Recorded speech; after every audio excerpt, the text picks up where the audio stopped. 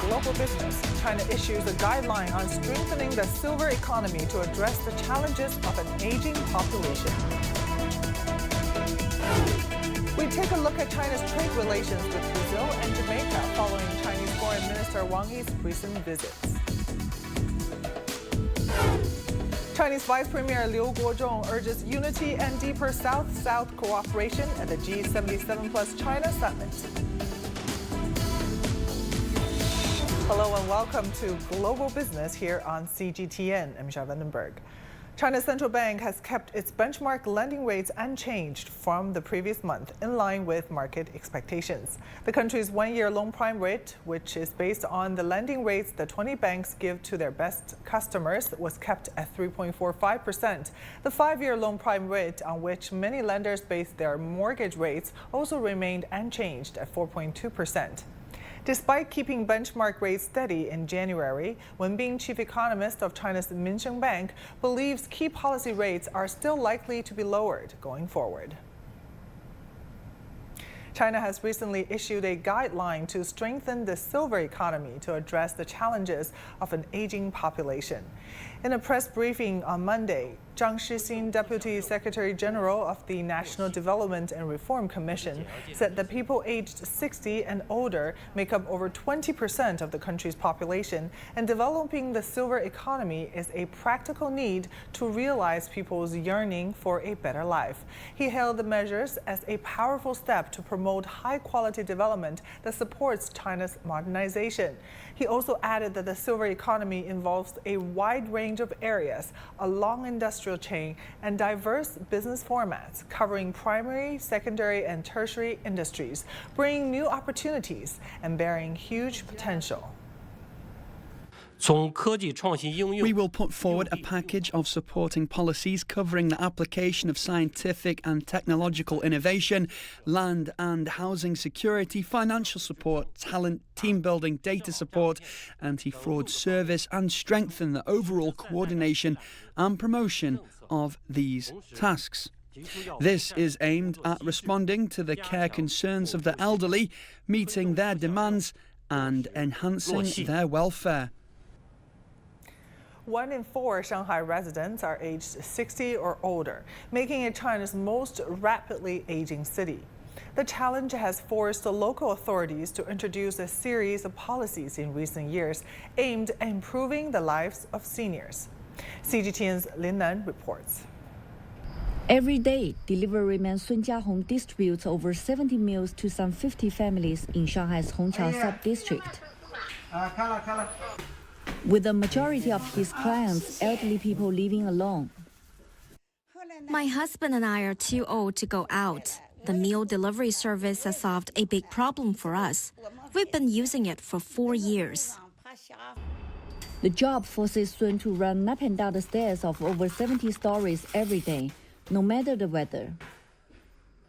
The seniors need to eat on time, so I can't miss meal times and have to speed up to make sure the meals are served hot.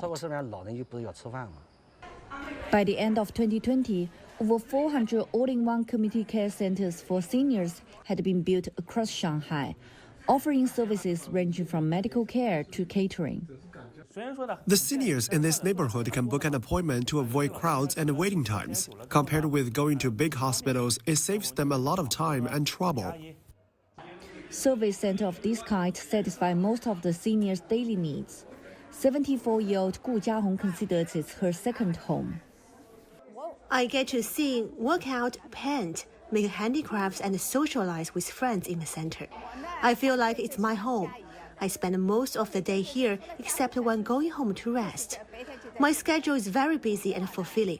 I think I'm reliant on it in my later life. A community life circle is also being promoted across the city, allowing seniors to access services such as meals, fitness, nursing and healthcare within a 15-minute walk of where they live. The demand for high-quality senior care is rising. We encourage both the public and private sectors together to offer various services to different groups of the elderly, upgrading the service from meeting basic needs to higher demands. Several public facilities have also been renovated citywide to make Shanghai more senior-friendly. Over 1,000 tax hailing points like this one have popped up across Shanghai since late 2020, allowing senior passengers to call a taxi just by pressing a button without having to type their destination using smartphones. Local authorities in Shanghai say they will continue to improve senior care services while boosting access at the family, community, and citywide levels, with the goal of expanding services to a wider number of people by 2025. 林南 CGTN 上海。 As China's population ages, the need for health and wellness will grow. The tropical island of Hainan in southern China is a popular destination for tourists from across the country seeking shelter from the cold winter.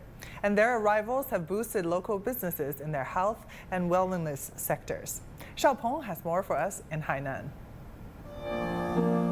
In the piano room of Sanya Senior Living Community, beautiful melodies are accompanied by dance moves every day of the week. On weekends, Yehua and her friends often travel outside. Yehua from Tianjin has a tight schedule. This place is at 18 degrees north latitude, boasting a good environment and facilities, so we're willing to live here for 4 or 5 months every year. This is Yehua's 4th year spending the winter here, and there are many other residents just like her. I came here after surgery. I feel the air is fresh. My friends often participate in team building activities and live a higher quality life here. If they have enough free time, they can gain more knowledge and enrich their lives. They need a platform to make friends with common interests and to exchange ideas. With tropical rainforests, seaside beaches, Li and Miao ethnic villages, bed and breakfast, and a range of tourist attractions and medical facilities, Hainan's health services are also becoming a magnet for tourists. We not only have healthcare bases in Sanya, but also in Lingshui, Boao, and Wuzhishan. Each place offers different experiences. For example, Wuzhishan is rich in negative oxygen ions. As of today, Hainan has 20 authorized integrated medical and nursing care institutions. To enrich the health and wellness lifestyle, various travel agencies in Sanya are creating different tourism packages. Now Sanya has opened a cruise liner route to Vietnam, which is popular. Hainan's Round the Island tourist route has also opened, offering a new choice for tourists. Tourism facilities and infrastructure in Hainan are already well established. As transportation by sea, land and air continues to advance, the province is expected to become even better connected, allowing it to realize its potential over the coming years. Lin Wo, Sansha Satellite TV in Hainan for CGTN. China's Ministry of Industry and Information Technology projects a 29% growth in the direct economic output driven by 5G in 2023, reaching a total of 1.86 trillion yuan, or almost $260 billion. The ministry says it aims to further advance technologies like 5G-A and lightweight 5G.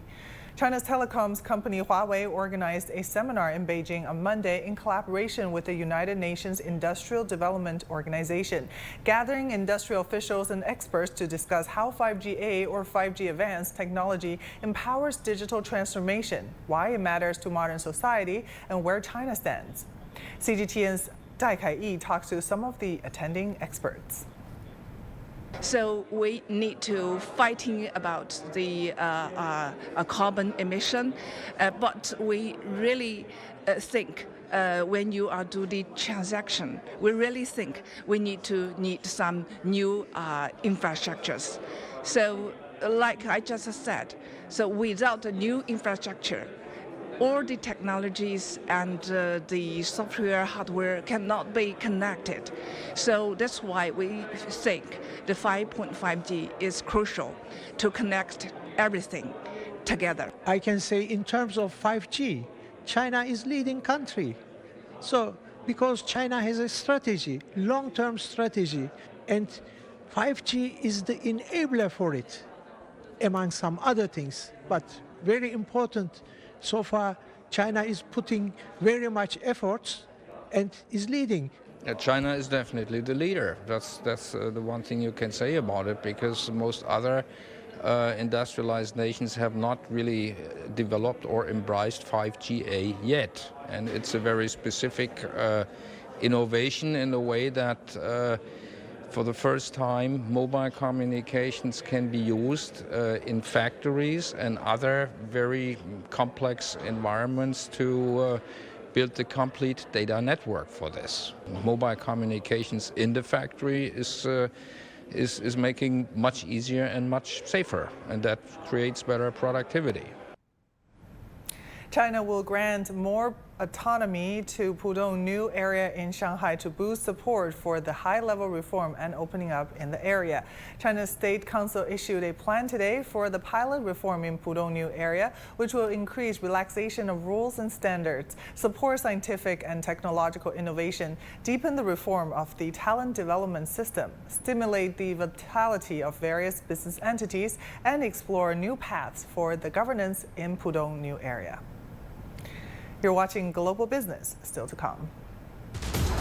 We take a look at China's trade relations with Brazil and Jamaica following Chinese Foreign Minister Wang Yi's recent visits.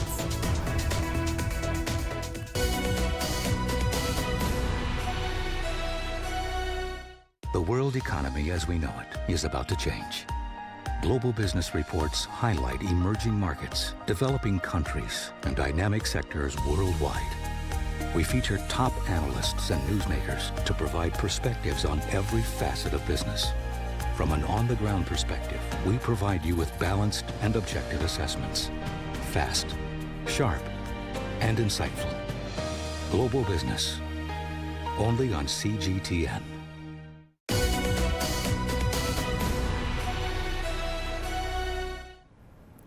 China's Foreign Minister Wang Yi said China and Brazil will take the 50th anniversary of their diplomatic relations as an opportunity to forge another 50 golden years of bilateral relations. The foreign minister vowed to deepen cooperation to benefit the people of the two countries during his visit to Brazil. Bilateral economic ties between China and Brazil have been thriving during the past decades. In 2023, Brazil's trade balance ended 2023 with a record surplus of nearly $100 billion. That's more than 60% higher than the previous year. Brazilian exports to China consist mainly of key commodities such as soybeans, iron ore, and beef. China ships manufactured goods, electronics, and consumer products to Brazil. As Brazil's largest trading partner for 14 consecutive years, China's imports from Brazil reached $106 billion in 2023, an increase of 16%. China's Foreign Minister Wang Yi is wrapping up his January 2024 diplomatic tour in Jamaica. In his latest trip, Wang held talks with Jamaican Prime Minister Andrew Holness in the capital, Kingston, on Saturday. The two sides highlighted the fruitful results of bilateral cooperation during their meeting. Wang said China is willing to support Jamaica's continued national development and revitalization measures. His Jamaican counterpart said the country looks forward to expanding bilateral cooperation in various areas, including trade, infrastructure, agriculture, and education, further solidifying the China-Jamaica strategic partnership. As China's foreign minister visits Jamaica, the Caribbean country is hopeful of greater trade with the country, where niche markets for specific products have been opened up in recent years. CGTN's Alistair Beverstock has more. Kingston, Jamaica, where amateur fishermen on the wharf cast into the Caribbean Sea. But there's a more valuable catch available in these waters. This is the queen conch, native to this global region and sought by fishermen like Tony White. It's very simple and easy. I mean, they are down there on the ground, so you just dive the sea and pick them up and drop them into your bag or whatever, crate or whatever it is. Like a crate of conch is like, US dollar to be like about $25 or something like that. The easiest thing to catch in the sea is conch. While the queen conch is pulled from the Caribbean, the greatest demand for this delicacy is found on the other side of the world, in China. Indeed, today these shellfish account for around a quarter of Jamaica's total exports to China. That the seafood consumption market is unlike any market that I've ever seen in the world, and the opportunity to create some niches and create some delicacies and create some demand for something different, maybe, that I think it's great.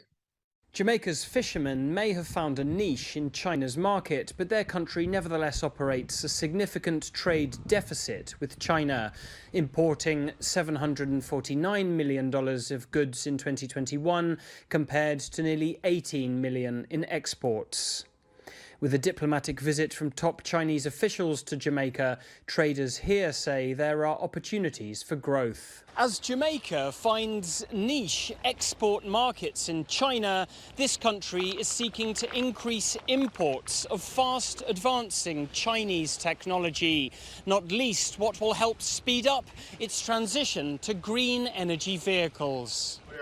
Jamaican Government Minister Matthew Samuda says Jamaica is working hard to attract such imports. I expect to have more Chinese electric vehicles and as we decarbonize our transportation sector. We have a new EV policy. We've changed the tax structure on EVs. We're rapidly working with partners to assess and build out our recharging networks. China is an active player in the EV market. We expect them to be an active player here in that space. As imports and exports between China and Jamaica begin to diversify, the opportunities for increasing trade volumes will only grow. Alistair Baverstock, CGTN, Kingston, Jamaica. Now for more discussions on Foreign Minister Wang Yi's visits to Brazil and Jamaica, we're joined by Zhou Mi from the Chinese Academy of International Trade and Economic Cooperation. Zhou Mi, good to see you. First, what's your assessment of the impact of Wang Yi's visit on economic trade relations between China and the two nations? We know that Brazil and Jamaica are two different countries. One is the biggest country in the South Latin American, and another one is the island countries. So I think that is a very good trip to represent the relation between China and the Latin American countries are enhancing no matter what country it is. And also he attended several kind of the routines meetings with the related counterparts or prepare for the anniversaries between our two countries. I think this is very important for the better preparation for the next 1 year's trip and cooperation. And the third one, I believe that it is a very important opportunities for both countries of China and Brazil and China and Jamaica to align with the understanding about the nowadays situation, which is what we are going to ahead of in this year. It's a very important occasion. Yeah, and where do you see most potential for further Sino-Brazilian economic and trade cooperation? We are very important trading partners, and also the investments are increasing very quickly. So in my understanding, there may be 3 areas that we can try to improve. The first one is definitely agriculture. We are not going just trying to import the soybeans from Brazil, but also trying to help them to do better processing about the agricultural products. And second, I believe that is infrastructure. We are able to trying to provide better support for Brazil to improve the infrastructure nationwide. And the third one, I believe that is the green technology, which is one of the priorities for both countries. And we have a lot of opportunities to enhance the cooperation between us. And how do you see the Belt and Road Initiative bringing new opportunities for cooperation between China and these two countries? Yeah, I think that the Belt and Road Initiative is a kind of a very important one because it's connecting every countries involved in these plans. And for some countries like Jamaica, it's a very small country, so it has to depend on the global trade and investment while we're providing better plans for them to cooperate. Well, even for Brazil, there are so many local states they can cooperate with Chinese provinces, and that is definitely good for their export and improve their abilities on the global supply chains. All right, thank you so much. Always good to have you on the show. Zhou Mi from the Chinese Academy of International Trade and Economic Cooperation for us. You're watching Global Business, still to come. Chinese Vice Premier Liu Guozhong urges unity and deeper South-South cooperation at the G77 plus China summit.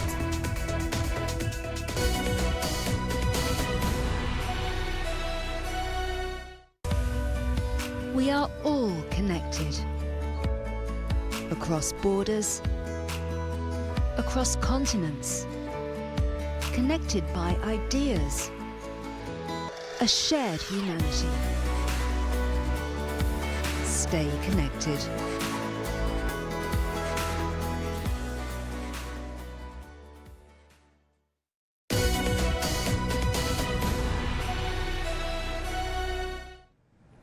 Chinese Vice Premier Liu Guozhong called for unity among countries in the South and to conduct deeper cooperation between each other. He made the remarks at the Group of 77 plus China Third South Summit.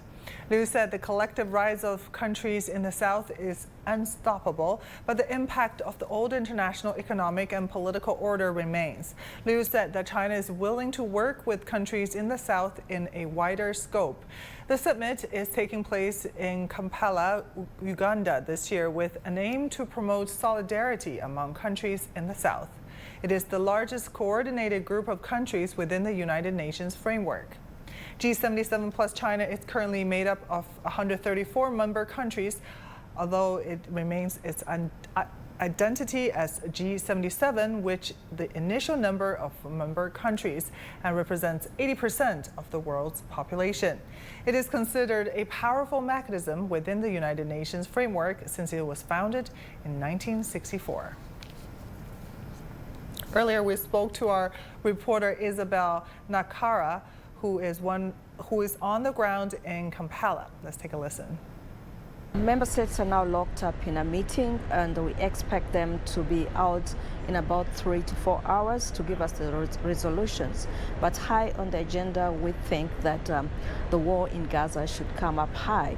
And we think that they will condemn this war and are asking member states to stand in support of Palestine.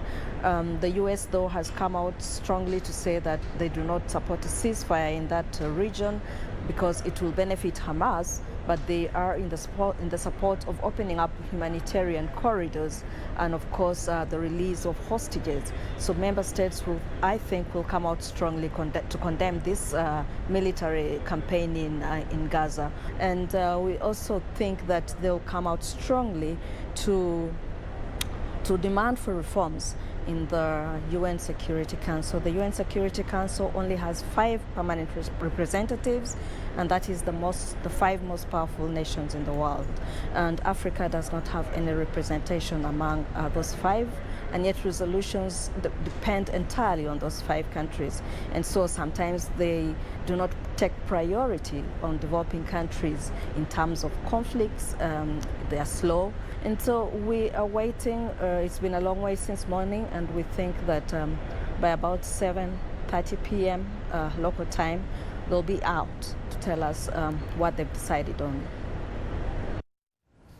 So what is the Group of 77? The grouping was established in 1964 by 77 developing countries at the UN Conference on Trade and Development in Geneva. Today, it boasts 135 members. The Group of 77 provides the means for the Global South to articulate and promote collective economic interests.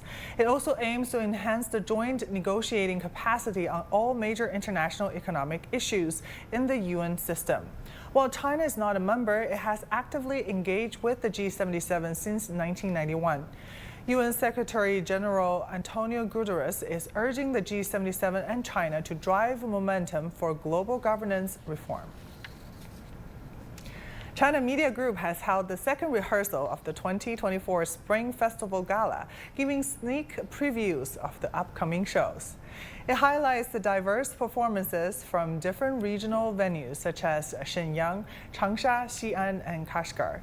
Each location brings its unique cultural elements, combining traditional and contemporary styles to create a joyful and festive atmosphere. The rehearsal showcased the vibrant spirit of the upcoming Chinese New Year celebrations across the country.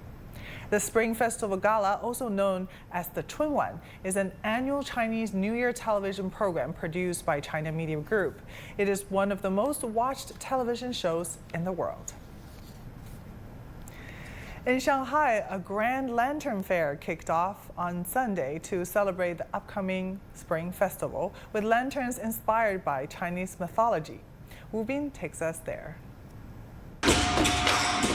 A tradition for 29 consecutive years. Shanghai's iconic Yuyuan Garden officially kicked off its lantern fair on Sunday. set to last 40 days to celebrate the Year of the Dragon. And the first day saw visitors pouring in from far and wide. The most important thing is the light for me. It's very nice. The lanterns on the bridge are definitely highlights of the fair. It's magnificent, just like described in Asian mythology. The designs of the lanterns are inspired by the Chinese mythology writings, Shanghai Jing, or classics of the mountains and seas, out of which the Yuyuan Garden created legendary creatures and saw great success last year. This year, it focused on the seas, where dragons in China are said to reside. The Yuyuan Garden has created different types of dragons. Some are strong and powerful, while others are thin and elegant. Together with other sea creatures, they paint a vivid picture of the sea world in Chinese mythology. The main giant lantern sets use the design of a dragon, the zodiac animal, and around the bridge, we presented the animals written about in ancient Chinese literature. Dragons are the major elements for the lanterns this year, but sometimes you need clever eyes to find those invisible ones. Like that above me, hundreds of goldfish form the shape of a dragon. And for the first time ever, the lanterns of Yuyuan can also be enjoyed overseas, lighting up the Jardin d'Acclimatation in Paris. In this year that celebrates 60 years of diplomatic relations between China and France. The space is illuminated by more than 60 large lantern sets and 2,000 traditional lanterns, shipped all the way from China. The Lantern Fair in France was lit up on December 15, 2023. It was welcomed by French visitors over the past month. It's a good example of the blend of Chinese and Western cultures. We also hope the citizens of both places could spend a wonderful Chinese New Year with the Lantern Fairs. The lantern fairs in Shanghai and Paris will last until the end of February, when the traditional Lantern Festival is held, marking the end of Spring Festival. Wu Bin, CGTN, Shanghai. And that will do it for this edition of Global Business. I'm Xiao Vandenberg in Beijing. Thank you for watching. Bye for now.